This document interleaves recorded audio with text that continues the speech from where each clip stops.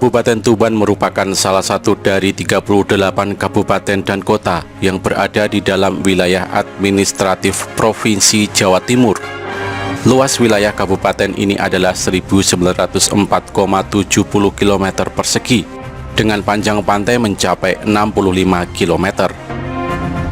Tuban terletak di pesisir pantai utara Jawa bagian timur.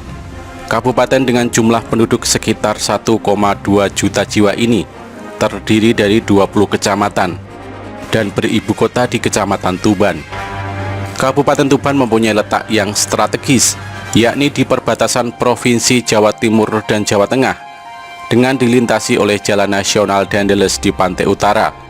Kabupaten Tuban berbatasan langsung dengan Rembang di sebelah barat, Lamongan di sebelah timur, dan Bojonegoro di sebelah selatan.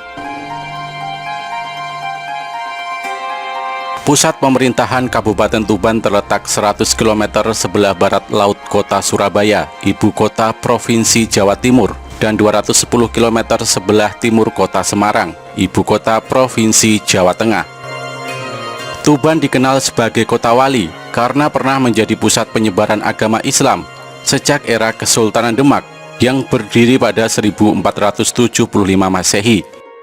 Di Tuban ada beberapa makam wali seperti makam Sunan Bonang, makam Syekh Maulana Ibrahim Asmaragandi, dan Sunan Bejagung. Selain itu, zaman dahulu Tuban dijadikan pelabuhan utama Kerajaan Majapahit.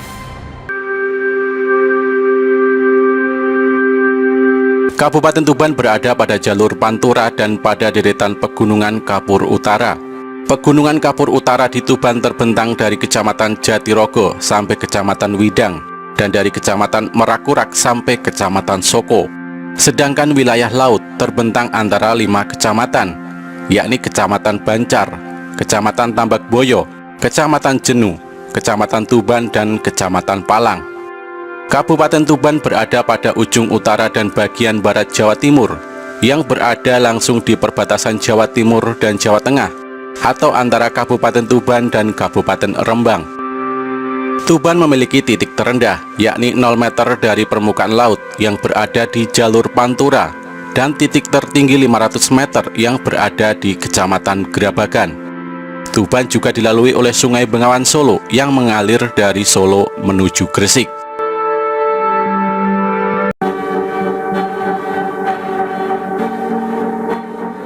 Kota Tuban memiliki asal-usul dalam beberapa versi. Pertama disebut sebagai Tuban dari lakuran Watu Tiban atau batu yang jatuh dari langit, yaitu batu pusaka yang dibawa oleh sepasang burung dari Majapahit menuju Demak. Dan ketika batu tersebut sampai di atas kota Tuban, batu tersebut jatuh dan dinamakan Tuban. Saat ini wujud dari batu tersebut atau Watu Tiban masih ada dan dalam kondisi yang relatif utuh, yang sekarang disimpan di Museum Kambang Putih Tuban. Adapun versi yang kedua berupa lakuran dari metu banyu berarti keluar air, yaitu peristiwa ketika Raden Dandang Wacono atau Kiai Gede Papringan atau Bupati Tuban yang pertama membuka hutan Papringan.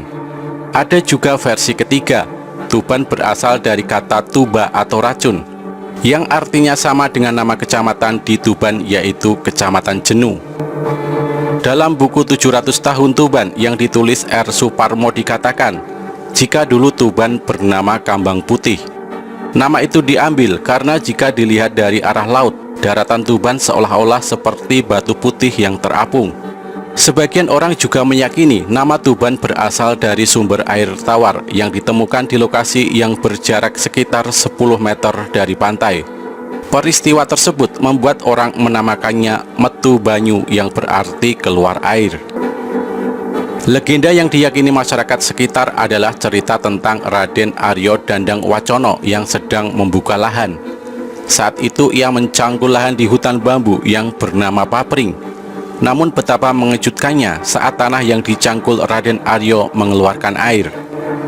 Mata air tersebut sejuk dan segar walaupun terletak di tepi pantai utara Pulau Jawa. Mata air tersebut juga tidak mengandung garam, tidak seperti kota pantai lainnya. Akhirnya tanah yang dibuka oleh Raden Aryo Dandang Wacono tersebut dinamakan Tuban, yang dikenal hingga sekarang dengan nama Kabupaten Tuban.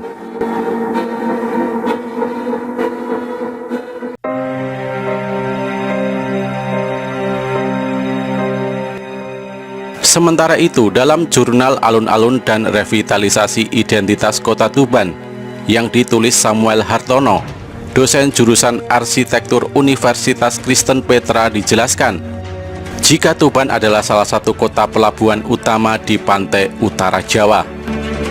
Nama Tuban sudah ditulis oleh para penulis China pada zaman dinasti Song Selatan pada tahun 1127 sampai dengan 1279, dan dinasti Yuan Mongol pada tahun 1271 hingga 1368, dan dinasti Ming pada tahun 1368 sampai dengan 1644. Orang China menyebut Tuban dengan nama Duban atau nama lainnya adalah Cumin. Pasukan Cina Mongolia yang menyerang Jawa bagian timur pada tahun 1292 mendarat di pantai Tuban. Dari Tuban pula sisa-sisa tentara China meninggalkan Pulau Jawa untuk kembali ke negaranya.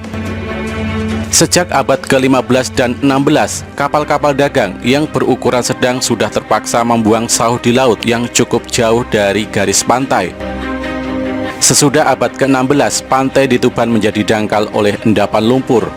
Keadaan geografi seperti ini membuat kota Tuban dalam perjalanan sejarah tak lagi menjadi kota pelabuhan penting di tanah Jawa.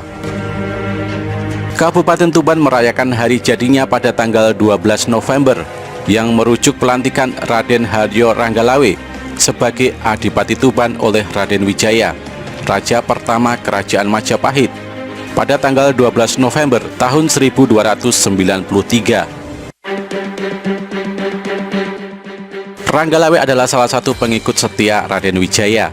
Ia adalah putra Arya Wiraraja Bupati Sumeneb dan memiliki paman bernama Lembusora. Diceritakan jika Ranggalawe, Arya Wiraraja dan Lembusora mendukung Raden Wijaya yang merintis Kerajaan Majapahit di tepi Sungai Brantas, Mojokerto. Namun Ranggalawe sempat dianggap melakukan pemberontakan saat Kerajaan Majapahit yang masih berusia muda. Ia lalu meninggal di tangan Kebu Anabrang yang memimpin pasukan Majapahit menyerang Tuban. Peperangan mereka terjadi di sekitar Sungai Tambak Beras, Jombang.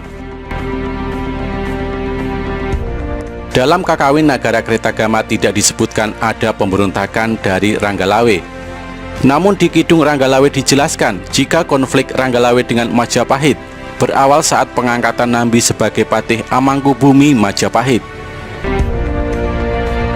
Dikutip dari historia.co.id, Kidung Ranggalawe menyebut Ranggalawe sebagai amancanagara di Tuban dan adipati di Datara, tokoh yang memimpin pasukan Singasari ke Melayu, menjadi panglima perang dan mendapat nama Kebu Anabrang. Namun Kidung Harsawijaya menyebut Ranggalawe sebagai Patih Amangkubumi, Nambi sebagai Demung, dan Sora sebagai Tumenggung. Ranggalawe mengatakan kepada Raden Wijaya bahwa Nambi tak lebih gagah berani dan perwira dibanding dirinya. Ia juga merasa lebih berperan dalam membantu Wijaya mendirikan Majapahit. Ranggalawe menganggap jika posisi Patih Amangkubumi lebih layak dipegang oleh Lembusora, paman dari Ranggalawe. Walaupun demikian, Lembusora tetap mendukung Nambi menjadi patih. Mengetahui hal tersebut, Ranggalawe marah dan keluar dari istana.